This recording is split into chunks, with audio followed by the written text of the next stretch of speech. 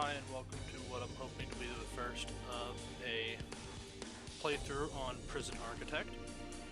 This is the first time I'm specifically recording any sort of gaming footage to be an actual playthrough. Most of what I do is I record Arma 3 ops, which is stuff I'm already doing already, and I just sort of let it run in the background. So if I seem a little rusty or inexperienced, that's pretty much why. I'm still learning it, there's still stuff I need to learn how to do, but I'm hoping to get there. That being said, I have almost 200 hours in this, so I don't know everything about this game, but I know enough to where I feel that I can do this competently. So, to clarify when this is going to be either viewed as a successful playthrough or a failure, is I will essentially keep going until I cannot possibly fail, or like where I can't actually expand anymore, or when one of my prisons fails, you know, when I get shut down. And for those of you that don't know, Prison Architect is a strategy game that focuses on being able to build a for-profit prison. And you have to provide for your prisoners. You know, you have to give them access to food, you have to give them access to medical care, and depending on what they're here for, you can give them different things. And you can actually have some sort of vertical mobility in this game, where if you keep behaving well and you get reform classes and you know, you can actually move up in the world. So that's pretty much the lesson I'm going to touch on this before I actually get into it. So let's go ahead. I will be creating a new prison for this. I will be creating a new prison for this, so I will be doing males. I have done female prisons before. They tend to be a very massive pain in the ass to get, to feed, like to be able to get all of the stuff you need to have working correctly. So as far as the warden goes, we've got a couple different choices here. We've got normal guy, we've got one that reduces the chance of us getting prisoners with traits that are detrimental to us. We've got Rita, who suppresses people better. We've got who is a sapper in the war, and you know he's a better chance of uncovering them. We've got the pacifier, which lowers the chance of having inmates cause trouble. We've got this one, I'm not gonna, Safara Aknova, who gets you money for contraband. And if you find somebody with contraband, they get fined directly from their savings. So it's a very easy way of attempting to prop your prison up. So if you need money, you simply have a shakedown. And, yeah. Then there's a couple new ones here. Former bailsmen, where guards won't drop keys as often, and they replenish, and guard stamina replenishes on intake. Dr. Slugworth. This one's one that I don't see a lot of people take, and with just reason. While psychiatrist treatments are more effective, you get a higher chance of receiving psychopathic, criminally insane inmates. And criminally insane, they don't have a high profit margin. It's very easy to go bankrupt with them because they can't easily parole out. And then you have Dr. Hudson, where emergency services work 20% faster and repairs are reduced by 10%. The botanist, who increases your ability to get crops harvested and stuff like that. And you have the ecologist, that helps with recycling and a lot of this stuff. So for this one, I've given it some thought, and I think I'm going to go with J.W. Periwinkle. I've always tried to stray away from this one, but there are a lot of times where I know right where a tunnel is, but no matter how many times I do a tunnel search, it doesn't find it, and then I end up having people escape because I feasibly couldn't find them with a shakedown or that, so I'm definitely going with that. Guard dogs, we've got a couple here. We've got that one. We've got dire wolf. We've got a cat, a bow tie bandit, a very dapper chap, and a shepherd. We also have this one, which it just means that it's going to be a random assortment of them. But for this one, I think I'm going to go with a shepherd. So we're not going to be playing in Warden mode. I honestly don't really know what that is. We're going to be going with a medium plot of land. We will be having Fog of War on, which means that I will need to have guards posted or CCTV cameras covering an area. I'm just going to go with a normal plot. Land expansion.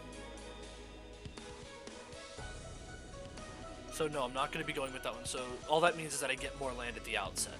I will be generating forests, lakes, and buildings. We'll have failure conditions on. I will have gangs on, as well as the criminally insane, dynamic reputations, events, prison transfers, weather and temperature, staff needs, and escape plans. As I move on in Cell Prisons, you will see I will go with bureaucracy fully researched. However, because I am starting new, I'm not going to have any of that readily available to me.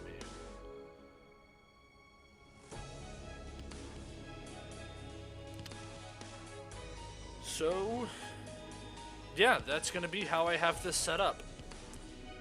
Let's go ahead and hop on in. So the first thing I'm going to do is I'm going to pause. So one very unique factor about this game that I've played other games like this, and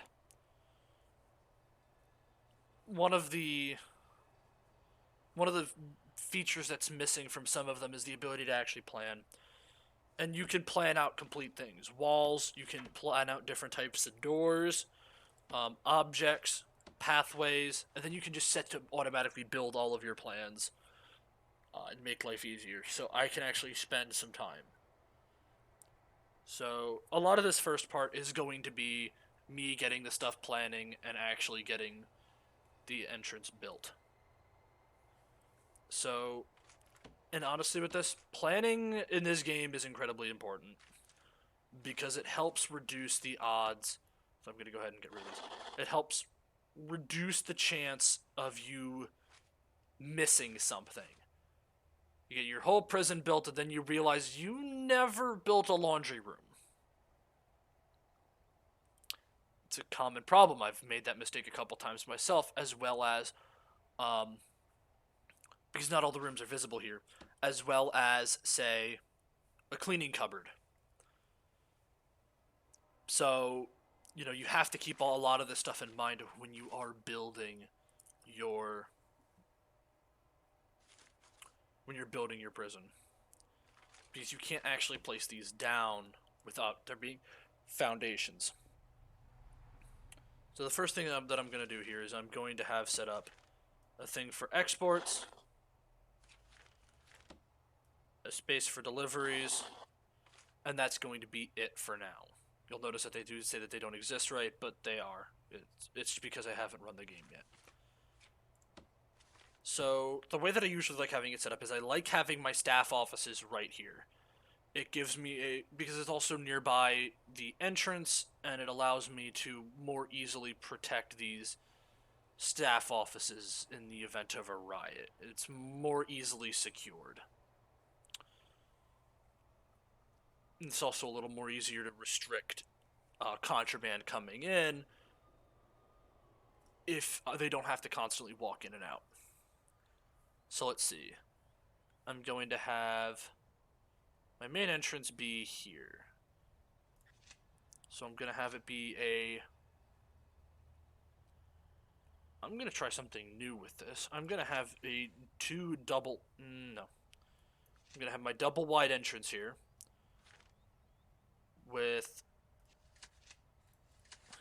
so I'm going to have a large jail door here, but then I'm also going to plan to have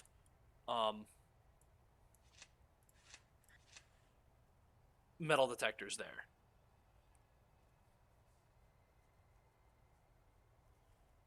Actually, there's a new one that was put in not that long ago that I think I might want to use instead of.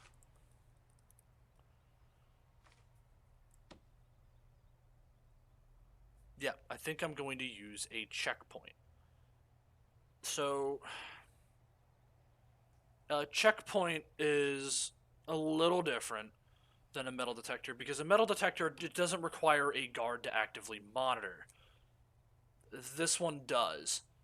And there are certain benefits to using that over something else. Well, and since this is the main entrance, I think I may end up just going with a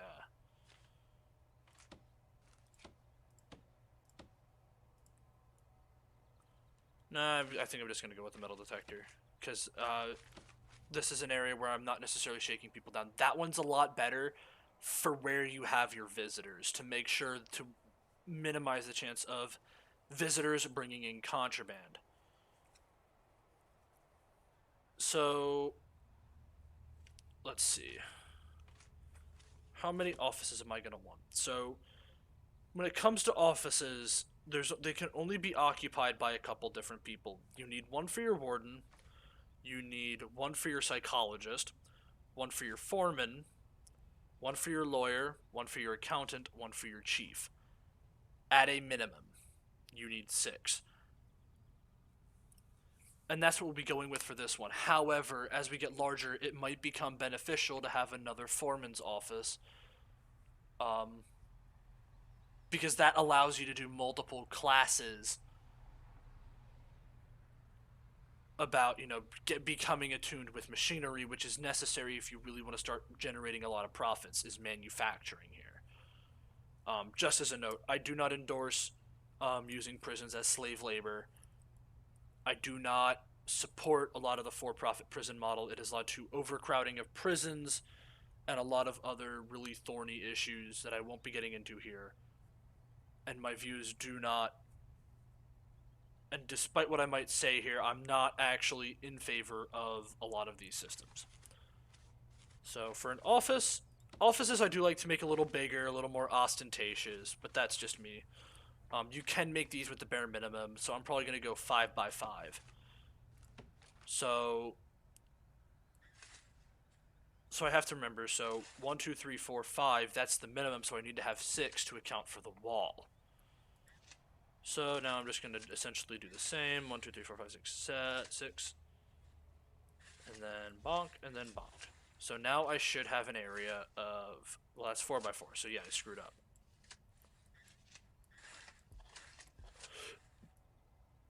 Now I should have an area of 5 by 5. Yep. So that's one office. So now I'm going to go ahead and I'm going to make another one. And another one. Now I'm going to make a 2 wide hallway. And I'm going to make 3 more exactly like it. So this makes up my primary, this makes up my administrative part of this. Now another important part about that is making sure that you have a staff room down. So I'm going to make this 9 by 6, so I'm going to make it so that this is 7 by 14. Now I need to make sure that this has enough space for a couple different objects in it. So let's see, staff room. I need to have a drink machine, a wide sofa, and it needs to be minimum 4 by 4. However, because I have staff needs on, I need to make sure that I have enough for a serving table, which I do. 1, 2, 3, 4, 5. All right, so I need to have 5 worth of planning there. So objects, 1, 2, 3, 4, 5. So that accounts for the serving table, and then I'll put a trash can there. Let's see, and then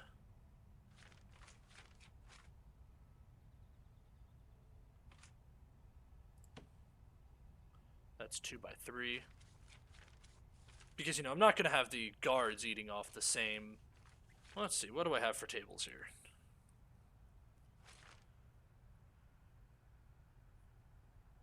Not much. Alright, so I'll go with the oak table here.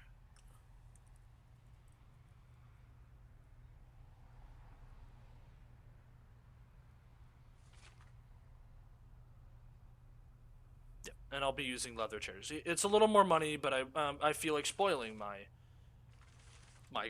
staff here. So objects, I need to go 2 by 3 with that and that. So I'm gonna go 2, 3, 1, 2, 3, 1, 2.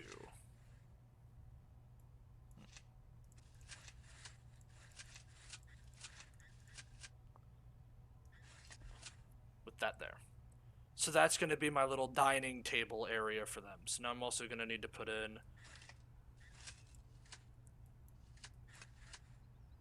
a couple couches here.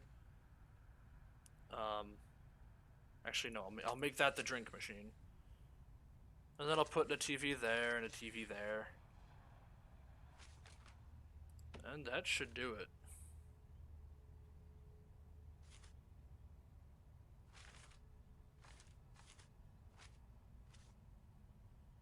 Ooh, I might actually put a coffee machine in. So, now the other thing you also have to keep in mind too here is potential for expansion.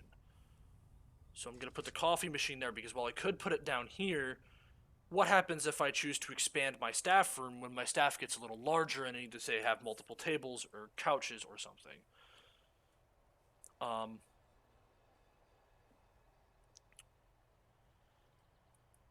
So the other thing that I need to, one of the other things I need to make sure that I have here is I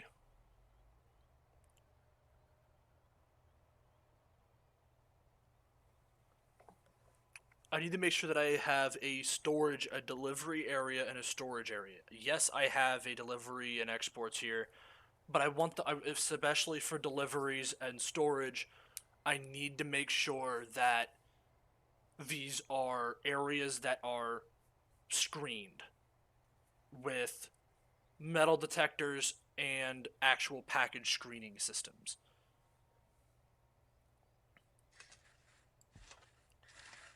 So right now this whole area is pretty much just going to be staff only. So now I'm going to go 11, 12.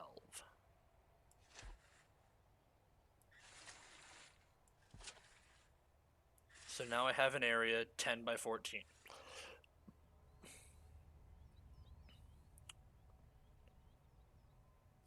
So at this point, I can go like this.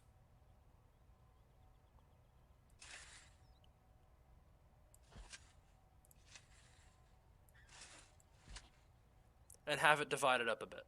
And I think I will extend this. That's 10. What am I looking at here?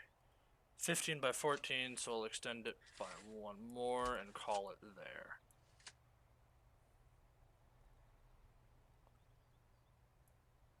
So you tend to not need as much space in your deliveries area. So I am going to cut that one down a bit.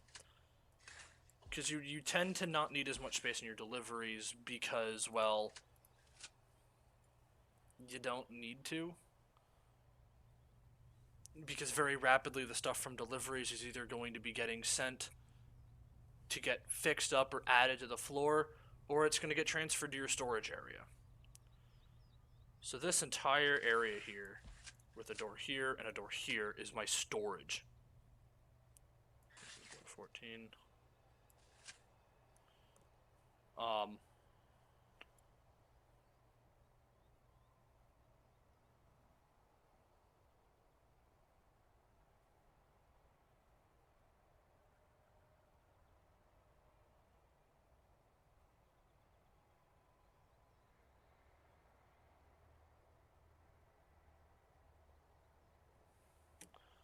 So I'm thinking, because then I definitely have the opportunity to expand this out. Because this is 14, this is 16 that I have taken up here. So if I wanted to expand that out by another 4, making that an even 20, that way I have a little more room for storage, because your storage area will rapidly get fairly gunked up. It's just a fact of what tends to happen. So then, so you might be wondering what I'm going to be using this for. Utilities, quite frankly. So because you do need a power station, and a power station needs to have. Well, you might be thinking it only needs 3x3. It needs a lot more because you need to have a four. You need to have a 1, 2, 3, 4, 5. You need to have 5x5 area for it to allow for new capacitors getting put in. So in this regard, I will be again expanding this up by, what was my measurement here? 18, so I'll expand that up by 2, 3.